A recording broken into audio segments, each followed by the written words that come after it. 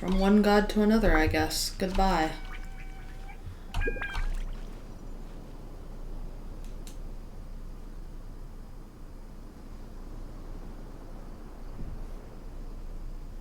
I'm sorry, I'm sitting here, I'm like kind of shook because like one of the things that frustrated me the most about Zhongli's like the Liyue chapter 2 story, especially where Zhongli was concerned, was it kind of felt like we were just supposed to like interpret him as this eccentric weird rich dude, and like even after we learned that he was Rex Lapis, I don't remember like really him feeling like godly or even old. And so it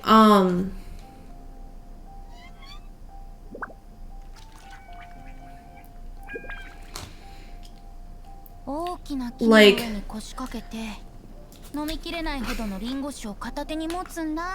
shush, Fenty. Like, like, even learning that he was, like, so old and really wanted to set down his power, like, everything that he did felt really, like, irresponsible and reckless and childish and, like,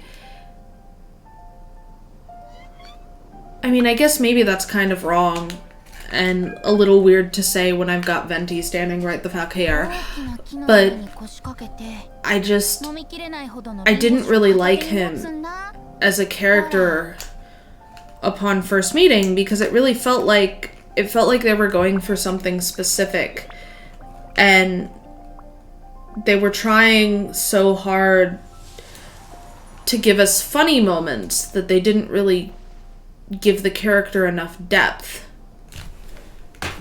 Here's the depth. And like, I mean, like, if you sat here through the whole stream with me, you remember me yelling about how, like, oh, did he murder her? Oh, did he murder her? And like, that's how I would have expected that to turn out. And like, not only was it like a senseless tragedy by her own followers to prevent an even more imminent tragedy, but that it also served as like a warning for him, and this whole felt like a great source of pain. And like, I mean, maybe it's that I have a bad memory of like the chapter 2 main story because I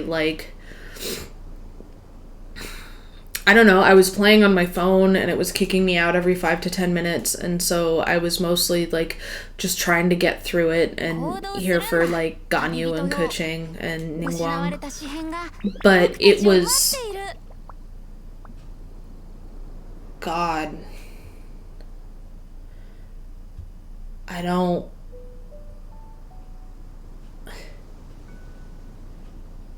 and so like maybe I'm doing him a disservice in retrospect because I don't remember him very fondly, but like, this is a really interesting way to depict a dying god.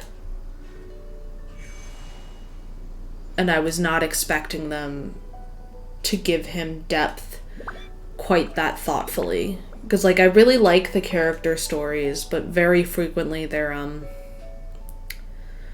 little frivolous, and like, this game's writing tries really hard to like ride the line between light and humorous and funny and really like deep and hard-hitting, and it might just be the fault of the localization, but I don't necessarily think that they ride that line as well as they could mostly just because there's just not enough written content in the game.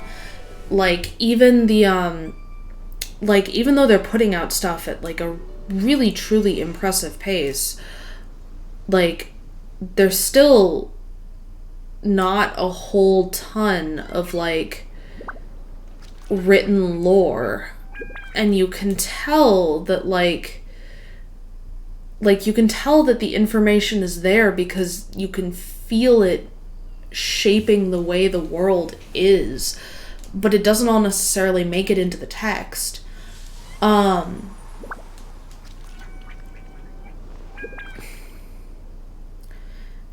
Anyway, as irritating as that Fatui archaeologist was, that was a really good story.